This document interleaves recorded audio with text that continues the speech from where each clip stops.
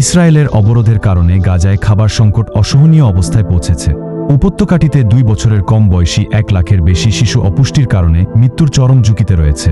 এমন পরিস্থিতিতে আন্তর্জাতিক চাপের মুখে গাজার কিছু এলাকায় প্রতিদিন 10 ঘন্টা করে হামলা বন্ধ রাখার ঘোষণা দিয়েছে ইসরায়েলি বাহিনী। টানা 11 সপ্তাহ অবরোধের পর মে মাসের শেষের দিক থেকে গাজায় খুব সামান্য পরিমাণে ত্রাণ প্রবেশ করতে দিচ্ছে ইসরায়েল। এছাড়া ইসরায়েলে ও যুক্তরাষ্ট্র পরিচালিত বিতর্কিত ত্রাণকেন্দ্রে খাবার সংগ্রহ করতে গিয়ে হত্যার শিকার হচ্ছেন ফিলিস্তিনিরা।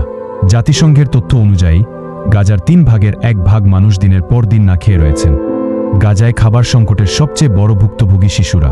উপত্যকাটির জনসংযোগ কার্যালয় থেকে গত শনিবার জানানো হয়েছে, ফর্মুলা দুধ সরবরাহ না করা হলে আসন্ন মৃত্যুর ঝুঁকিতে রয়েছে 2 বছরের কম বয়সী 10 লাখের বেশি শিশু। তাদের মধ্যে 40,000 শিশুর বয়স 1 বছরের কম। ফর্মুলা দুধের অভাবে শিশুদের পানি খাওয়াচ্ছেন মায়েরা। চরম দুর্দশায় রয়েছেন গাজার মায়েরাও। অপুষ্টির কারণে শিশুদের বুকের দুধ খাওয়াতে পারছেন না তারা। এমনই একজন, তিনি বলেন, এই অনাহারের মধ্যেই আমি অন্তঃসত্ত্বা হয়ে পড়ি।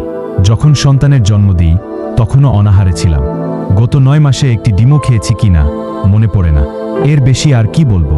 খাবারের এই হাহাকারের মধ্যে গতকাল রোববার অনাহারে আরও 5 ফিলিস্তিনির মৃত্যু হয়েছে। তাদের মধ্যে 2 শিশু রয়েছে। ফিলিস্তিনি স্বাস্থ্য মন্ত্রণালয়ের হিসাবে গত মার্চে গাজায় ইসরায়েলের অবরোধ শুরু পর থেকে এ নিয়ে অনাহার ও অপুষ্টিতে অন্তত 127 ফিলিস্তিনির মৃত্যু হল। তাদের মধ্যে 85 জনের বেশি শিশু। এছাড়া 2023 সালের 7 অক্টোবর থেকে ইসরায়েলের হামলায় উপত্যকাটিতে নিহত হয়েছেন প্রায় 60,000 ফিলিস্তিনি।